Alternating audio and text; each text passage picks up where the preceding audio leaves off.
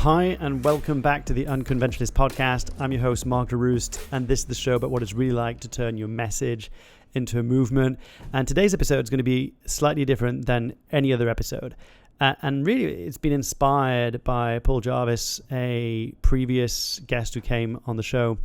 And he sends out a newsletter, and I really recommend if you haven't signed up to it. It's packed of actually just valuable stuff. But King of the Ops, Riley McGee, forwarded on to this email to me, and he called it the State of the Union. And it was kind of like almost this, address of the year, reflecting back on the year. And it inspired me, and I thought I'd love to do something quite similar with the podcast. And it's been in collaboration also with some other people who kind of nudged me towards that direction. Last year I worked for a while with a business mentor called James Eder, who started Student Beans and grew it into what it is today. And he sent me out an email towards the end of the year, kind of going, hey, it's time to reflect back on the year. What are the things that you're proud of, the achievements? What do you reflect on? What are some of the mistakes? What have you learned?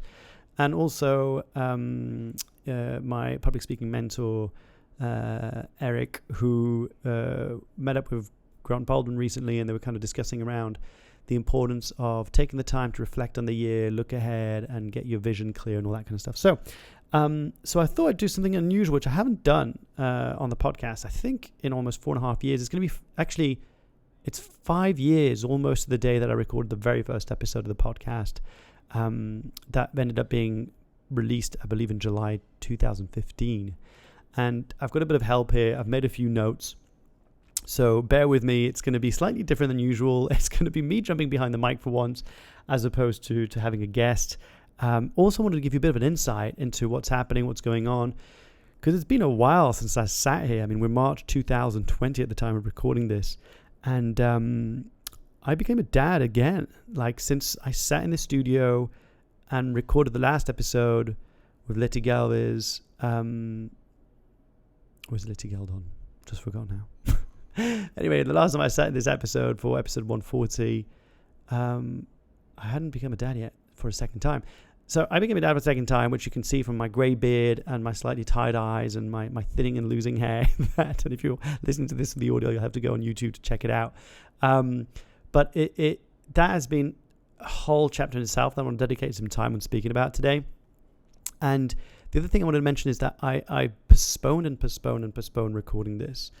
In fact, I was supposed to do this in January, and I just couldn't sum up the courage to sit down, and I just felt like I needed to have everything figured out, and I needed to have the perfect beard trim, all that stuff. And I just decided this morning, I woke up and, kind of exhausted from the week we've had with the kids at home, and I just thought, today's the day I'm going to record this. And I just came back and set up the whole shop like it used to be with guests, and it felt quite good because it's been a few months. So a few things I'm going to start off with. I'm going to kick off with reflecting and looking back on the podcast, because this year is going to be the 5th anniversary of the Unconventionalists podcast, and we reached 140 episodes.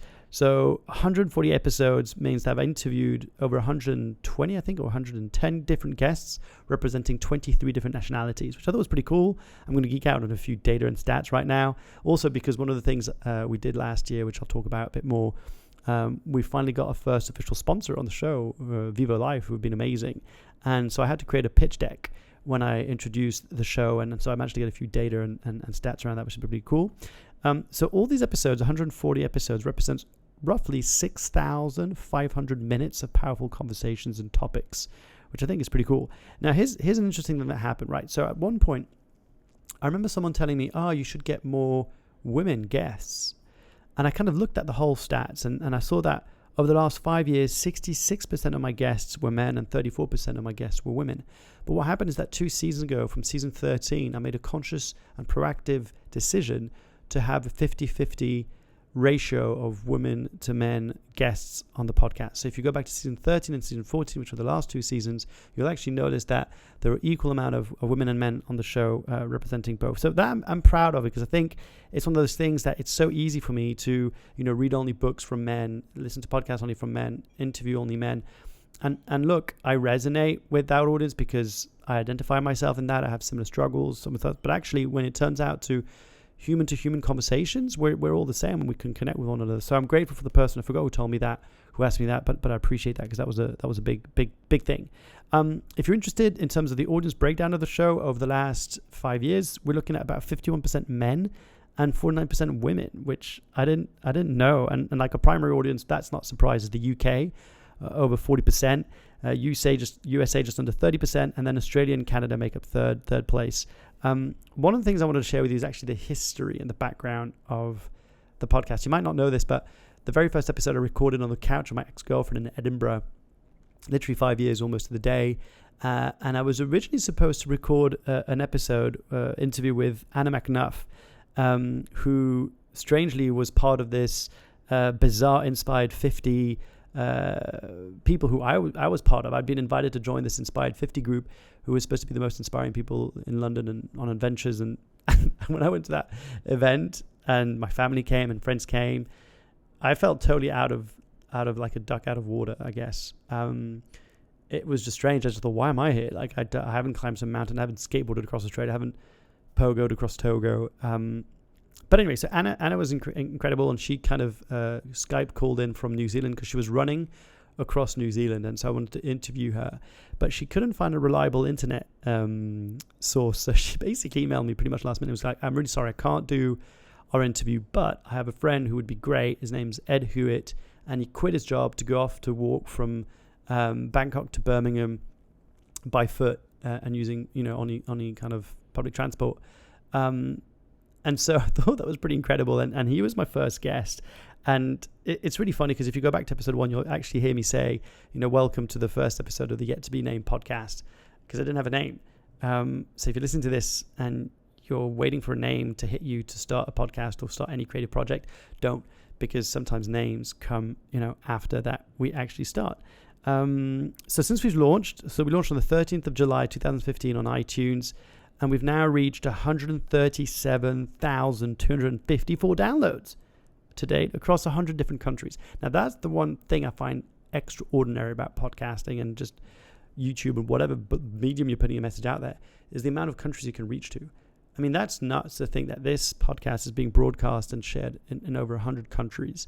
It never fails to amaze me, and I generally mean that. In terms of growth, we saw a 105% growth in podcast downloads from 2018 to 2019, and a 729% growth in our YouTube subscribers. Oh yeah, something I need to mention about the breakdown of the 137,000 plus downloads. You're looking at about roughly 70% of those come from Apple Podcasts, Stitcher, Google Play, or that kind of stuff, which is just over like 100,000. And then you're looking at about 30% coming from YouTube views. So that's kind of how we've broken down the downloads. But 2019 was a huge year for us because it represented 35% of all our downloads to date, which is pretty mad. I've been asked regularly, like, what is the most downloaded episode of all time? It's just so weird, random, but it's episode number 60 right now, How to Become the Highest Paid Life Coach with Michael Sowa, and it's closely followed by episode 121 on How to Live a More Meaningful Life with Colin Wright. Maybe by now, by the time I'm recording this, maybe episode 121's actually become the most downloaded audio. The most watched episode on YouTube episode is number 96, How to Start a Business with Daniel Priestley. That's over on YouTube, has the most viewed, and it's followed by episode number 66 with Chris Guillebeau called How to Start a Side Hustle. And it's no secret by now, but one of the most cited favorite guests of all time is David Baker. He's the only guest that's come on the show 4 times. So if you haven't checked out any of his episodes, go and listen to him. He's a fascinating individual. But I wanted to share with you some of the highlights of 2019, because one of the things that I'm not good at, and maybe you can resonate with that, I'm not good at taking the time to pause and reflect on what I've achieved to date and what are some of the successes or milestones or events that have shaped that year and that I can look back and be proud of. Now, just full transparency, I keep a journal, which I've been on and off with it, but I kind of keep a journal where I write down kind of what are my objectives for the week, and then I look at for the day, and then I look back and kind of what are the wins of the week. And so that enables me to then look back at my year or look back at a period of time and actually get concrete data on what I did achieve, because I think we're terrible at reminding ourselves of everything we've done. And if you're like me, like type A personality, always got 1,000 things going on, you're probably so focused on the next step, on what you still haven't achieved, what there still needs to be done. And I think there's something good, and I put air quotes on that, good, around striving and wanting more and wanting to become better. And, and I think there's a cost of not taking the time to pause and reflect and appreciate. And I'm guilty of that. And if you are, then I really think that this exercise is amazing. You basically just sit down at any point in time. You could do it now. You could do it. And by the way, one of the reasons why I'm actually doing this now is because my financial year of my business runs from April to April. So we're coming to the end of my financial year of my 4th year. Does that make sense? Yeah, because I launched my business in 2016. So we're going to be coming to the 4-year mark. So it was also a nice way for me to reflect back and looking back in the number. I'm going to share some stuff, which for me, I was actually quite surprised. But so some of the key kind of successes and celebrations and wins of 2019 that I want to go for. And I'll get into my kid in a second or in a minute. But so we started broadcasting on YouTube. This has been something that I'd been holding off for a long time, of wanting to have a weekly show on YouTube, because one of my dreams was to host my own talk show. Like, I had this, and I still have this fantasy, I guess, of, being on TV or having this popular online YouTube web TV show, interviewing the amazing guests I have and sharing their stories with you and helping you get a roadmap and inspiration and courage to go and after and do what you want, and also to feel like you're enough and loved and all those things. And I remember I got challenged on this, like a short story around this, is I was leading a workshop and I was demonstrating an exercise, and I was being the guinea pig client in this exercise. And I remember my client, my coach actually, who challenged me and who basically said, when I said one of my dreams is to do this show, but I haven't done it yet, it costs a lot of money and all this stuff. And she said, well, why don't you just use your phone and film? And I remember being in front of the whole room and just kind of feeling a bit silly, going, yeah, I guess you're right. I'm going to commit to that. And so, everything that you're seeing now is just using iPhone actually. The whole season 13, season 14 of the show has been filmed on old iPhones. So it just goes to show that, this excuse that we have of like, we don't have enough kit is not true. So we've been broadcasting that pretty much every week since episode 114 on and off, which has been really cool and really well received. If you're not watching this yet on YouTube, but you are active on YouTube, please go and check it out, subscribe, really means a lot. And if you're listening and watching this on YouTube, then thank you, really appreciate that. Another thing that was really cool, we did a guest host last year. That was the first time I did that. I invited Philip McKernan, who was one of my favorite guests, who came on the show back in 2016, I think it was, episode 44, where he talked about some incredible stories. He even teared up on the show. It was quite moving. And so when I found out that he was coming out with a book called One Last Talk, I said to him, look, I want to support, what can I do? And we had different ideas come back on the show, and he was in London and we could have done that. And I said, look, I've got a crazy idea. How about you actually host the show? How about you actually take over the reins and host a whole episode as if you were the guest host of the Unconventionalists? And so we did that. That was a first, and you can go and check it out. It's pretty cool. So that was like a first. We tried something new. The big thing, and I've got to credit James Eder for this, my business mentor last year, because he pushed me hard on this around. I hadn't opened up the gates and I hadn't reached out to people to become official sponsors of the show. Now, there's multiple reasons around this. Like, my rational argument around this is I didn't feel it was the right time. I wanted to do my own thing. But if I'm really honest and I dig a little bit deeper, I think there was the fear of rejection. I was afraid of getting no's, of the fear of not looking good, of not being accepted, and all that stuff that you might resonate with too. And so I'd been pushing it off, but he kind of, pushed me on this. Is like, hey, you just have conversations. And I started having conversations, and they're really productive, and people were really responsive, and created that pitch deck I mentioned earlier. And once you start doing that, once you start putting whether that's, your podcast or your business, and you start putting it in a deck, you start realizing actually what value you bring and just how much you've done in the short amount of time you have. It's amazing. Now, here's the pitfall to watch out for, which I fall victim of on a regular basis and still to this day. And that is, analysis paralysis and comparison to others. I think you can go too much down the, like, it needs to be perfect, like perfection, and you analyze every single bit. But the worst and most dangerous is when I look at my numbers and I look at my show, I look at my impact, and I look at other people I follow and who I know, and I'm going, oh my God, I'm not even, forget about a tenth, like, so far away from where they are. And then I go into, like, I'm a loser, and I'm not good enough, and this is crap, and what's the point, and all this stuff. So if you can hold that off for a second and actually just remind yourself everything you've done, that exercise we just talked about previously is really helpful.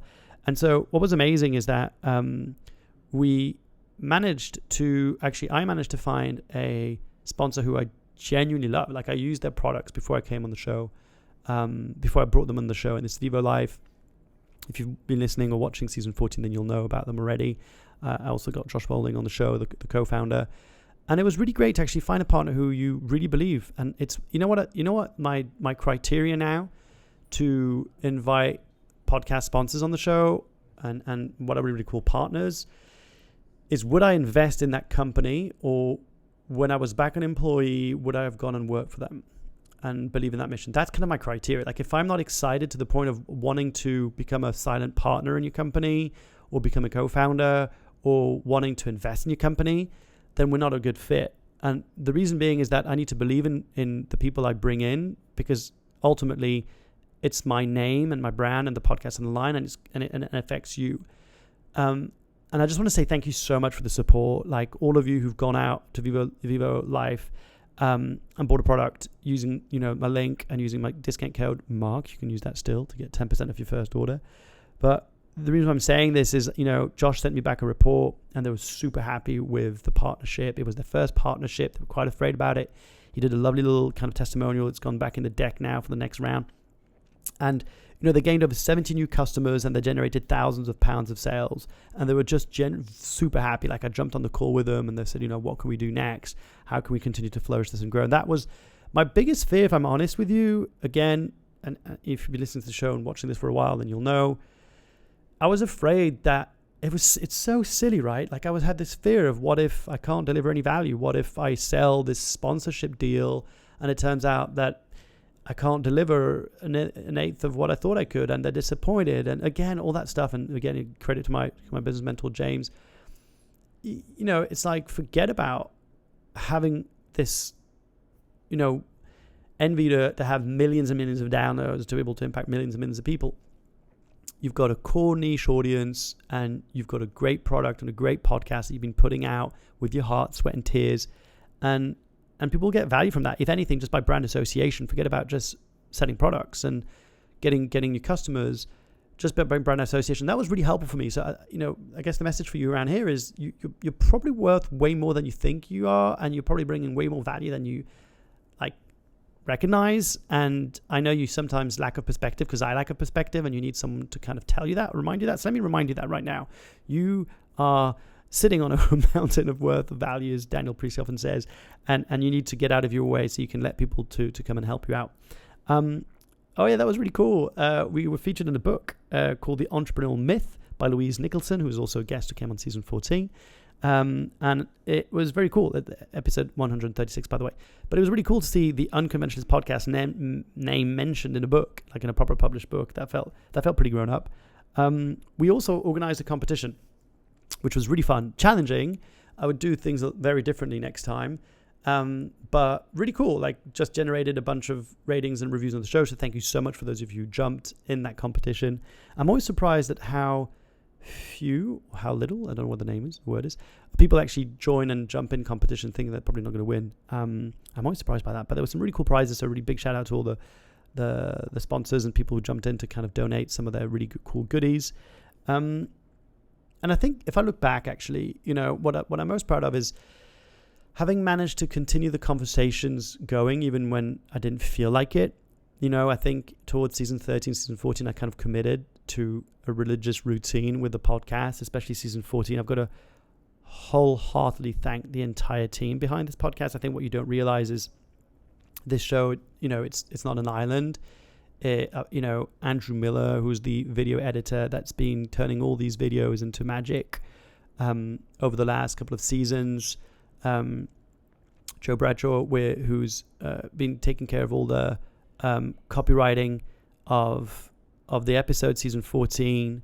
Riley McGee, the ops, king of the ops, has been setting it all up so it can run smoothly. And the reason why I'm mentioning this, for me, what was the most amazing thing that happened last year is that I was able to go on paternity leave, knowing that this ship was going to continue to sail without me. And that was both strange and amazing. building a team to the point where you can remove yourself and you know they've got your back, and Riley stepped up and basically took over and did an amazing job. And I remember being in the delivery room waiting for our son to be born, and I could just message Riley saying thank you so much for taking over, and I'm going to be out for a little while. And the episodes kept coming out, and that was something that was truly amazing. And look, I'm amazed at all the conversations I've had. I couldn't cite, like I often get asked, like, what's your favorite guest? I don't necessarily have favorite guests. I really don't. I think in every conversation I meet with someone, I'll always learn something. I think a few people will stand out for some reason or next because maybe at that point in time when I had a conversation with them, the topic we talked about was really relevant, or, something landed in me. But what I want to do say though, because I have been burned in the past, but burned's a bit of a big word, but maybe disappointed, and that's on me because of my expectations versus reality, right? Of meeting people who, whatever you want to call it, admire, inspired by, look up to, compare myself to, would like to be there one day type of people, and I'll meet them in person. And my experience of them in person is very different than the assumption I had of who they are. That's on me, like 100% on me. I could point fingers all day saying they act one way online, they are different in person, but the fact of the matter is it's on me. But Danielle Lepore, who came on the show, that was like one of the highlights of 2019 because we had an amazing conversation, and she was really, really nice, like genuine. She stayed longer than she was scheduled for. We had some really great conversations offline. She invited me and my partner to come over to a talk, and I've shared about this story in a previous episode. But when we arrived, we went on the list and we still managed to get in, but they didn't want us to sit at the front. And I ended up sitting at the front because my partner was heavily pregnant. And the guy was like, you don't have a golden bracelet. And I was like, we don't need a bracelet. We've got invited by Danielle. And Danielle rocked up this packed out event, and she made a beeline for me and for us. And she was like, oh, thank you so much for coming. She sat with us. She chat. And it was really cool. I know it sounds silly, but it was one of those moments where it's kind of like, first of all, that guy who was going on about we don't have a gold bracelet was like, well, take that. But it was one of those things where, you can be who you are online, both online and offline. That's something I've always aspired to be. And I can honestly, hand on heart, say that if you met me in the street at an event, when I talk here, I'm the same. And that was something I've always promised myself, that when I leave the corporate and any employment, which I wish that's a whole conversation. I wish I had the courage to do that beforehand, but I would always try to be myself in no matter what the situation, no matter who I'm with, so that if I'm on or off stage, I'm the same person. We talked about growing a team. That's definitely biggest highlight of 2019 for sure. It's one of the scariest things I've done, taking on a team when I felt like I didn't and couldn't afford to, but getting some help around that's been really helpful. We recorded episode number 100. I don't think that was in 2019. I wrote that down, but I think that's wrong. So here are a few business stats that I'm quite happy about that I want to share with you. So one of the things is I got an opportunity to speak to 1,157 people across the UK and Europe in 2019.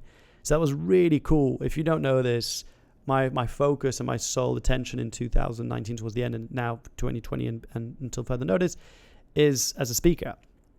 And the reason being is that I love it. People seem to enjoy it and need it. People pay for it, and it's where I have the most fun and what I'm really good at. So it's my kind of ikigai, zone of genius, whatever you want to call it. And my partner kept on telling me it's mad that you're wasting all your time and doing all this different stuff when you should be going all in on as a public speaker. You have an unfair competitive advantage. You're really good at it, and people enjoy it, and you get paid. And I resisted it for whatever reason, and I kind of went all in. So I've got a new website. You can go and check it out, markleruste.com. I got some help with Andrew. We did the speaker reel, and then Richard DaCosta did an amazing documentary. That was a highlight, by the way, of 2019. If you haven't seen it yet, called Fuel by Purpose, go to markleruste.com, check it out. You can scroll down. I think it's right at the bottom. It's an amazing piece. I'll be sharing it on YouTube at some point, but in the meantime, it's on my website. But that was like a huge year of just focus, of just going all in as a speaker, getting flown out to Germany to go and give talks, and absolutely loved it. I worked with some new clients, which were exciting last year, like The Guardian, IPG, and YouTube. That was really cool. One of my favorite things I got to do last year, actually, is to coach a European CEO over the course of 6 months. and really help him around how do we translate the vision and mission of the business into a powerful conversation with your people so that you align and engage your whole team. And then how do you actually become a more compelling and engaging speaker? How do you operate not only from the head and be strategic, but actually connect from the heart? That was by far one of my favorite things I've done in a very long time work-wise, because I could see the direct impact of working with a CEO who would then go back into the company and organization and impact hundreds of people's lives. And when he did eventually go out and do his address to the all team meetings, the annual all staff meeting, it was unbelievable to see the impact that he had and how much more engaging he was and how much he gave himself permission to be himself, be vulnerable in public. And that was so cool. You know, I also to see the people that I've worked with on a one-to-one and a full-day boot camps, helping them get the story out and clarifying the message to go out and become powerful and inspiring speakers. We gained over 250,000 views on YouTube, which is really cool. My TEDx talk, that's it. My TEDx talk reached 780,000 views on YouTube, which feels nuts. So if you haven't seen it, go and check it out. Like that, we can get one more view. And my video CV, that's pretty fun actually. My video CV, if you haven't seen it, back in 2011, I did a video CV to try and land my dream job. I had a website called adreamjobwouldbenice.com. I think it might still be running actually.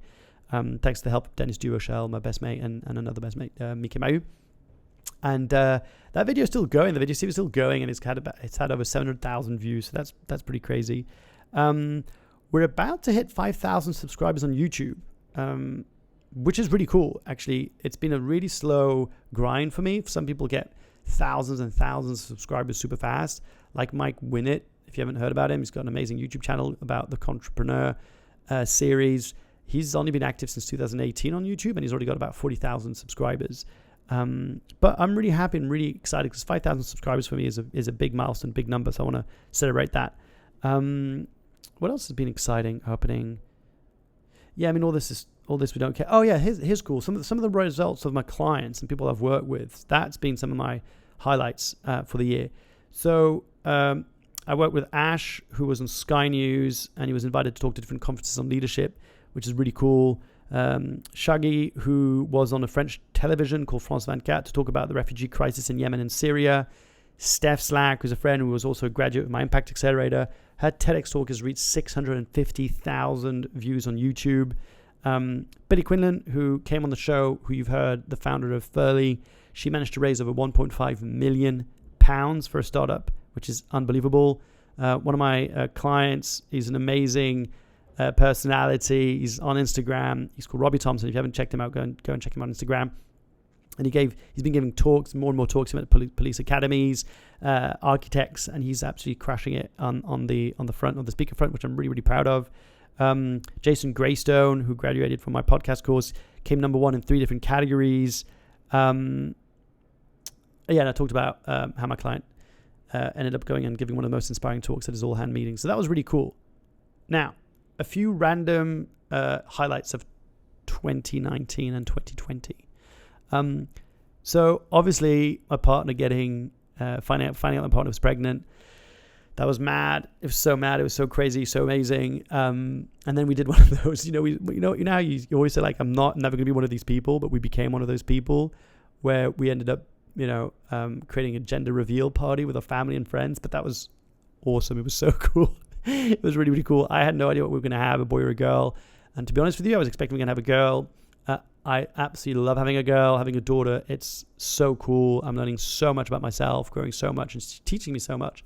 So I was really excited about the idea of having 2 girls. And then we found out we were having a boy, and well, there you go. That was super exciting as well. To be able to have a boy as well. And so that was the whole journey. Born early December, just before Christmas. On the dot, the due date came at midnight. Boom. I mean, like Swiss clockwork. It was crazy. But it was interesting was that we actually gave him a name originally. It didn't sit right after maybe a couple of weeks, and we ended up changing his name. And that taught me actually that, it's worth to really sit in with yourself, you and your partner, whatever the situation, whether it's your business or your kids, right? And you got to make a decision on this. Like, you're going to get so much influence and comments and criticisms and suggestions from everyone around you. but ultimately you have to make that decision. So that was pretty cool.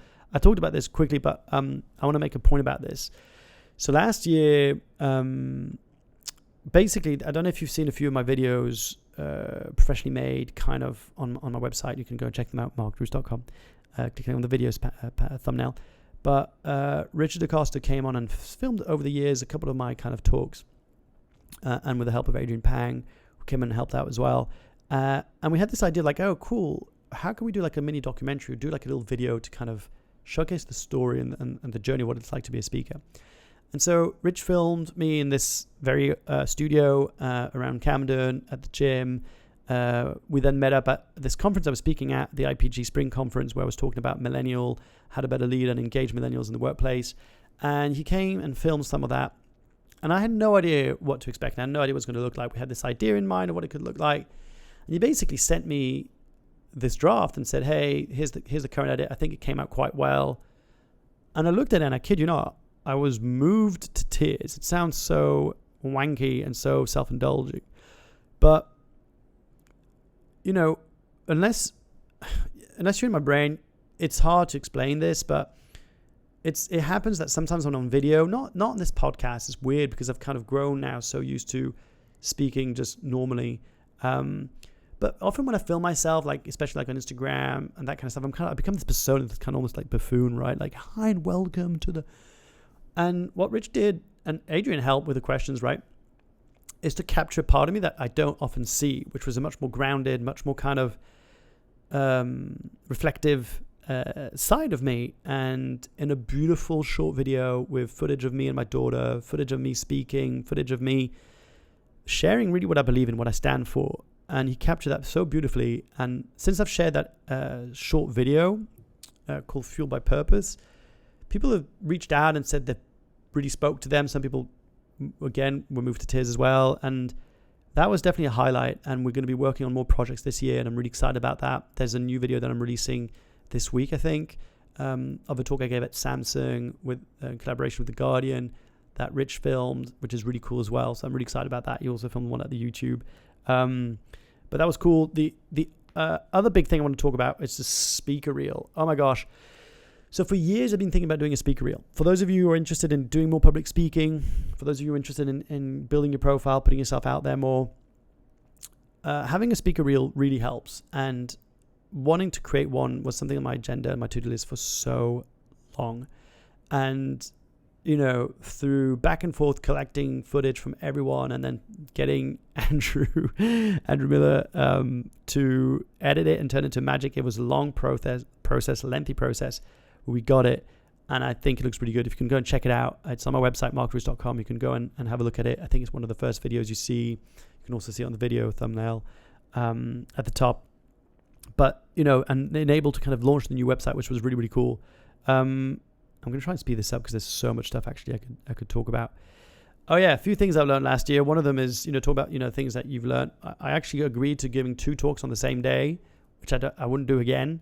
It was too stressful for me having to change the toilets because they were filmed at the same event. They wanted me to do like a closing keynote and a mid-morning session. So that was a learning of like, okay, won't do that because you've got to prepare 2 whole talks. Your brain's going to be completely divided into 2 different sections. A surprise last year, another pleasant surprise, was Mary Forleo. My partner brought me to go and see her live. I'm angry at myself because we could have got her on the show. I had an in, which I didn't think about. But doesn't matter. We'll get it. We'll get her on the show at some point, maybe in the future.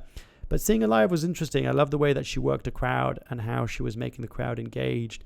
So what you might not know about this, and this is a bit like a confession kind of episode, unzipping my brain, is that when I go to events like that, my attention is not so much on what is necessarily being said by the person. It's I observe the audience, how are people responding. I look at how people engage.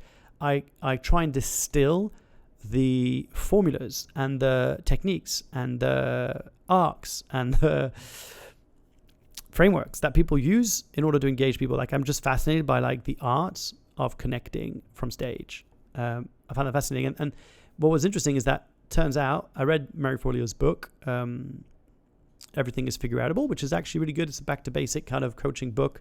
I enjoyed it. Is is that her whole talk was just a book. When I read the book, it was like, oh my God, it was like listening back to her on stage. So she had the same almost verbatim stories that in a book that she just said online, but she made it sound so natural. So that was really cool. So I had this is an interesting one. And I'm pretty sure this is going to become the foundation of a story I'll be sharing at some point. So just to give you a bit of background, I went to an event, I think it was in September last year maybe, and I went to go and see Simon Sinek live because he was he was in the middle of releasing his book called The Infinity Game, I think, something like that. The Infinite Game. And we're organized by How To Academy. And I went to go and see him.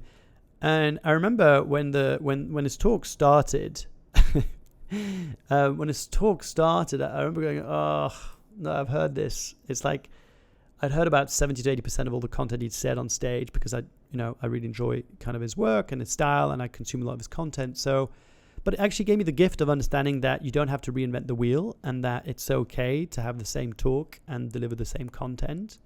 There was a few things I learned for sure, which was quite cool, interesting, and new. And at the end, there was a Q&A session, and I went up and asked him a couple of questions, which were really cool, and I appreciated the answers. And there was this weird thing where this friend of mine was organizing an event in Greece, where I'm speaking at, basically had asked me to say if I could ask him if he could go and speak in Greece because they wanted to book him. I think the fees were just way above budget. But at the end of my talk, I said, oh, by the way, I think we're speaking both at the same event. And he was like, oh, I don't know, I'm going to Greece. It was a bit awkward. But anyway, the reason I'm saying that's the kind of background story. Fast forward to, I think I forgot when it was, maybe earlier this year. I don't even remember. I should know about this. But I'm walking down the street where I live in my neighborhood, and I walk in front of my local coffee shop. I'm on the phone to my grandmother. And who do I see queuing for a coffee? Simon Sinek. And so I go, Granny, I'm gonna have to call you back. And so I hang up, and it was a bit awkward. I didn't know what to do. I went in there, kind of like, hey, Simon Sinek, right? He's like, oh, yeah. I think he definitely was one of those things like, oh, what do you want? And we had a chat, and and I totally bottled it, is the honest truth. He asked me, like, what do you do? And I went into some verbal diarrhea, and I walked away feeling down. If I'm honest, I walked away feeling like, and then what I realized is that I'm never going to let an opportunity like that pass again, where instead of trying to say what I do, try to explain the problem I'm trying to solve. And it was a great catalyst actually for me, and a reality check, because I would have loved to get him on the show. I even Instagram DM'd him afterwards and never got a response. All that stuff. He sent him an email, never got a response. Of course not. But it was one of those moments where you get an opportunity, and you only get these small windows of opportunity to tell people what you're trying to do in the world and what problem you're trying to solve. And I think that would have been the answer I wish I could go back to. Like, if I could go back to him now and he asked me that question, what do you do? I wouldn't say, oh, I speak in companies, and I'd say I'm on a mission to eradicate career misery in the workplace, because I believe we can all create a world in which our kids can go to work and we don't have to fear that they'll be mistreated, and that they'll be led with compassion and courage. That would have been a conversation I would have wanted to have with him, as opposed to gone down this weird kind of almost, it was almost like an infant child mode compared to adult parent. It was bizarre. Put him on a pedestal. But I'd love to connect with Simon Sinek and actually have a first conversation with him. Okay, I'm going to wrap it up. What's one thing I want to talk to you about? Oh, yes. This is awesome. Towards the end of last year, I launched my first online masterclass, which felt really cool. It felt really cool because it was something I'd been wanting to do for a while. I've been asked by so many people questions about how to launch a podcast, how to grow a podcast. And there's all the technical stuff aspect of podcasting, which I think you can get so much already free available help online, although it is quite scattered and varied. But the one thing I realized was that what most people struggle with is the internal struggle of launching a podcast, the feeling of inadequacy, the feeling of it's all been said, the feeling of who cares, the feeling, all those things that nobody will tell you out loud or that you will say out loud. And so I wanted to address that. And so I did a live workshop, which I filmed and then repurposed online as a masterclass. And it's been amazing, actually, to see graduates go through that, people launching their podcasts, getting tweets, getting tagged and posts, all that stuff. But the honest truth, why I'm also very excited about that, is I was able to make a bit of income. Not a lot. I'm not going to lie. I'm not going to sit here. That's a whole other conversation about how tired I am of people just telling you how you can make 6 figures in 6 days and how you can get a funnel and get millions of, I'm so tired of that. Like, we need to have that's another episode, another conversation. But I was able to make a bit of money in December without having to actually physically be there, while I could focus on being at home and helping out with the kids. I was able to make a bit of money, and that was really cool to have something. And if you're interested in launching a podcast, like, just genuinely wholeheartedly believe this program is amazing. I poured so much into it. We put so much time into producing it. It looks great. People have been enjoying it. So go and check it out. You can go and check it out. I think it's on the unconventionalists.com. Just click on the online course. It'll take you there. Look, there's so many more stuff that I could go on about, but I'm not. I'm gonna try and bring it home. But here's the thing. One of the reasons why I wanted to record this and talk to you, like, first of all, let me know, in the comments, whether that's in the YouTube section or replying to my email if you're on my newsletter, or letting me know on any kind of social media platform if you enjoy this kind of format, or if you thought it was a total waste of time. That's totally cool too. Is that so there's been a combination of things. I think if you know anything about me, if you've seen my TEDx talk, then you'll know that one of the things I try and do is I try and be real to my best of ability. I try and be honest. I try and really minimize as much as possible that what I call the authenticity gap between who I am and how I show up in the world. And I do realize that I sometimes unconsciously and unwillingly will portray a certain image of myself, of where I am and how well I'm doing versus how I'm feeling. And I think we all feel that to a certain degree. And it's benchmarks, right? So one of the things that was been amazing, actually, looking back at my 4 years of starting my business, what I hadn't realized is, if I looked at how much money I'm making, I'm no way near where I would want to be, where I feel I should be, all this stuff. However, I've had a 35% growth year on year. That's a fact, right? Like, when I look at my number year on year, 35% growth, and I thought, oh, that's really cool. Like, that's pretty cool. Like, every year I've grown, even though it's not been that massive, it's been steady. And this year's definitely going to be the biggest year I've had to date. Next year will be even bigger, all this stuff. But, ask me that question that, what's the sake of growing for the sake of growing? And that's been like a big question on my mind, for sure. And the reason why I'm bringing all this up is that one thing that I wasn't quite ready is just how hard it would be to try and keep up the podcast while building a business, while also taking care of a small young family. We've got 2 kids under 3 now, and we don't have any family around. We don't have any support really around. And it's tough. It is tough. It's tough because, you're sleep deprived. You're feeling like it never ends. You feel like you're failing. I feel like I fail, like, as a dad. Like, I wish I could be more present. I wish I could be more there, even when I'm there, right? Because I'm thinking about all the different stuff that needs to be done. And it's forced me to ask myself difficult questions. Questions such as, should I continue this podcast? Does it make sense for me to continue this podcast? I've loved doing this podcast. I've enjoyed doing this podcast. It's going to be 5 years this year. But is this sustainable? I spend a lot of money on this podcast. It costs me a lot of money, both time and money, resources, energy, mental, all that stuff. And I don't really make any money. Definitely don't break even. And I appreciate all of you who support by going over and buying my online product of the podcast. But it's one of those things where I've had to reflect, and one of the other reasons why I haven't actually recorded this in a podcast in a long time, because I don't currently know the answer to that. I generally don't. I'm sitting on it and I'm thinking about it, and it's a hard one. It's a really hard, difficult conversation to have with myself around, do I pause this podcast until further notice so I can focus on building my business and just getting the message out there and speaking more? Or do I find a way to make it work? And I'll let you know when I figure that answer out. Because one thing, and I want to finish on this note, that if you could have a more, almost like a scan of what's been going on lately for me, is this feeling of out of my integrity, which is one of my key core values, integrity, and being out of my integrity with different aspects of my life.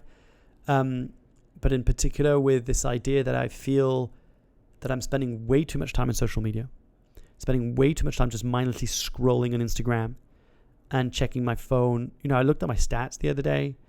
At the peak of last week, I checked my phone 141 times, and I'm spending 5.5 hours a day on my phone. That's like, on average, it worked out about 30 hours a week on my phone. And that's not okay. That's not right. And I know that, I've been a big fan and a big ambassador and a big, I guess, message carrier of that. Social media is great because you can get your message out there, you can build connections, and I believe all those things. But as Brené Brown said, social media is like fire. It can either cook your food, burn your barn down. And I've come to that point where I'm actually genuinely thinking of just hitting pause on everything, deleting every app off my phone, maybe keeping just a YouTube channel, maybe just LinkedIn, I don't know yet. And just to be able to reset a little bit. And I'll tell you why. Like, if you listen to this and going like, oh, that's a bit...